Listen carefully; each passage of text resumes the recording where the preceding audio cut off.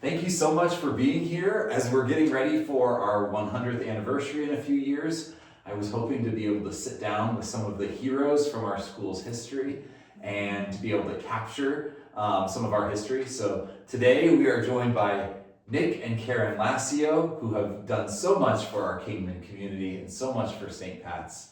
Thank you guys for being here. Thank you for having us. Thank you. All right, well, Nick, I'm going to start with you. You were the basketball coach here at St. Pat's for almost 30 years. You coached from the 64-65 season all the way through the 84-85 season, and then they pulled you back in the late 90s for a little bit more coaching when your daughters were going through St. Pat's. During all that time, who were some of the teams that you guys played against? At that time, do you want them from the beginning or just the later years? Whatever teams you want to share about. Well, we had a lot of teams. There was St. Joe, St. Leo, we played Zenda, and Danville. Danville at that time was a very good team. And then there was Waterloo and Murdoch and Yoder, and there was a team that homeschooled from Reno County, and there was a team at Partridge, and team of Mount Hope, we played also. And then in the early 70s, we played in the Diocese League out of Wichita, which were way bigger schools than we were, and we won a few and lost several, but those were the good years. To me, very memorable to think back and remember what it was, and to think of some of the kids that I had, both boys and girls. Mm-hmm. They're all very memorable. Mm-hmm. You said you started off coaching the boys. Yes. And then kind of had some co-ed time. Yes. In the late 60s, I kind of brought some of the girls in to play with the boys because they were pretty good. Mm-hmm. A few teams that we played, I think Murdoch was one of the teams that used, and also Cheney, the first early years, mm-hmm. had girls on the team. And Yoder. Mm-hmm. Yoder team was, I never thought of mentioning this, but the first time we played Yoder, the girls were in dresses. Mm-hmm. And it was something. I did get to know some of the Yoder girls that I thought were very good ball players, mm-hmm. but when I say, well, are you going to go to school at Haven or where? No, this is it. Oh, wow. Their parents wouldn't let them go on to further education, which to me was kind of a shame, but that's their religion. Yeah. So you can't do anything with that. But yeah, very, how should I say, the kids that I had were outstanding kids in my eyes, and I felt very good to be involved in their lives at that time. To me, it was amazing. What are some of your favorite memories from those years? Well, there's so many of them, but I have some of the my ex-players that come and they remind me of different games that stuck in their mind. And then I can think, oh yeah, that was a big time. That was something good. But I can't pinpoint any of them. I know that I had two daughters that played. I know that probably Erin was a very good basketball player in my eyes, and she had an exciting moment. And Kristen, the youngest one, she had a lot of exciting moments. But that never overshadowed the other kids that I had that years before that had big moments. I can think of players that were, in my eyes, outstanding as eighth graders, and they went on to play high school ball. I can think of a lot of those.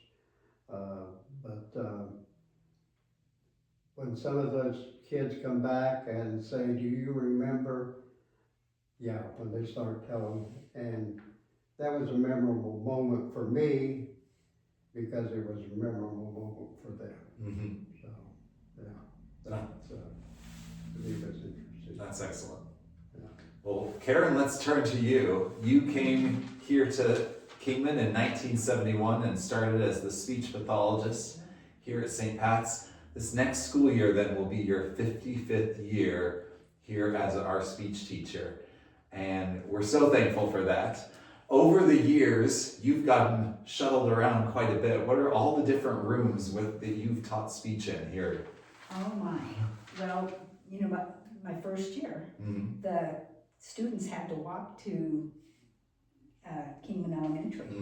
They didn't let me in the building. They had to walk over. But then when I was here, the first room was the stage, behind the stage. And was that called an auditorium? Or what did they call that? I think so. I don't know. Yeah, I think we just called it the stage. Because it had a stage. And so my speech room was behind the stage. And then they moved me over to the floor, to the right. And then I shared a table with a sister.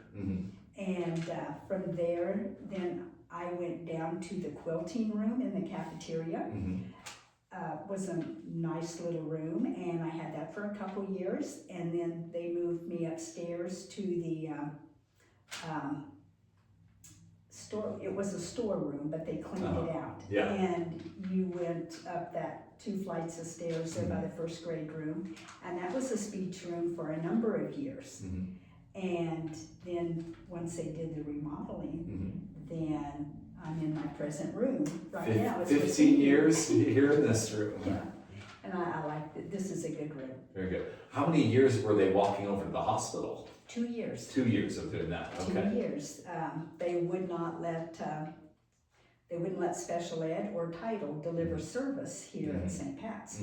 So I had to walk the students back and forth. They rented a room. KES rented a room at the hospital for services. And in those, did I say 55 years? 55 years. What are some of the biggest changes you've seen here at St. Pat's? Oh my. We don't have any more sisters. We have no more sisters. That's a huge change. And then we even had Sister Connie as a principal. So now, you know, the atmosphere over here at St. Pat's it's wonderful. Everybody is so friendly. I really like coming over to St. Pat's. The camaraderie among the staff, and then we have these parishioners that volunteer. I think that's priceless. Yeah. To have those volunteers. Do they just come one day a week? You know, we've got different.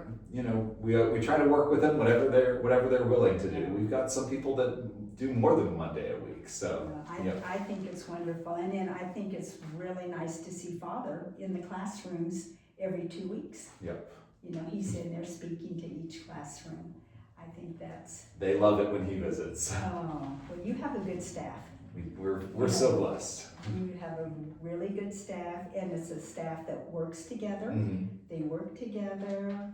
They pray together. You have prayer every morning before school ever starts. Yep. So, and we had a great party out at your house. Yes. That was, you know, you can just tell that the staff enjoy. It's a great team. It's a great team, all united in our mission. Yeah, it's very good. And we're blessed with a lot of good supportive parents that are united in that mission too. So what advice would you give to a parent that, you know, wants to help their kids with their speech? lots of years of experience of helping to empower those parents. That's right, that's right. If the parents would just remind the kids, they've been taught, they know how to say the sound. The children just need reminders. And you can do that driving in the car, you can do that any place. Just remind them to say a good, whatever, S, T, H, whatever sound they're working on. Yeah. That's all the kids need. They just need the reminders. If,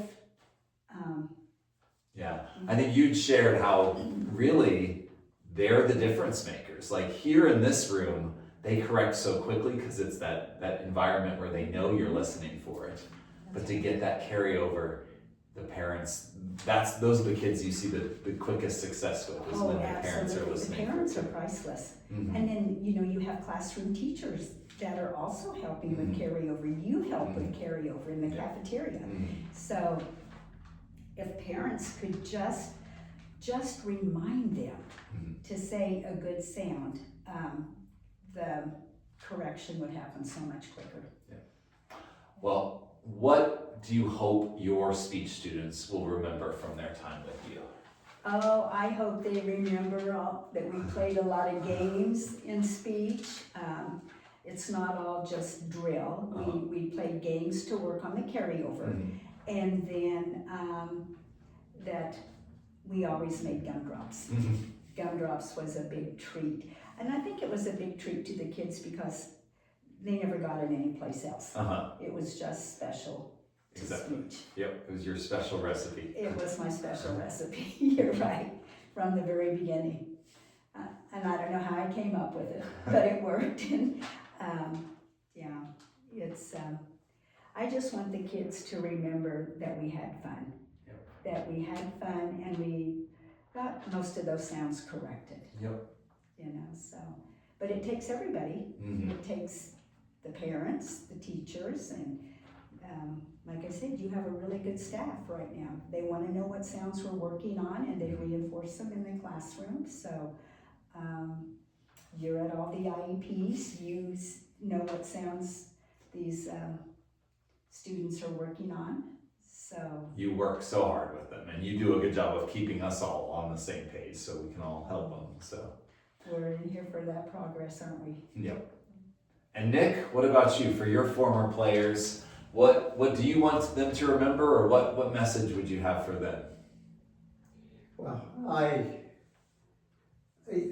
want them to remember the experience they had here, that the hard work, learning how to play basketball, goes into life in hard work as you're trying to make a success of your life. But it can be fun. I think the kids had fun learning how to play basketball here, had fun playing basketball. I can remember kids laughing at Father Rickemeyer when he'd come over to practice and try shooting the ball from the corners. That showed Father was not just the priest that stayed back, but was also involved with his kids. And I think that the experience that they had was hard, and I used to tell my kids that it was hard to learn to play basketball, but they weren't born basketball players, nor were they born in their faith as being good. It was an experience that they had to work at to be a good Catholic, just as well to be a good basketball player. I think that was an experience that I hope they carried on through their life. We're always a work in progress. Yes. That's true. Well, I just want to thank you both so much, because the way that you share your talents with joy has made a difference in so many lives here at our school. So I think you guys have just been a beautiful witness of what it means to live a life of stewardship, of taking the talents God's given you and then putting those at the service to help other people. So thank you each so much. Well, thank you. Thank you.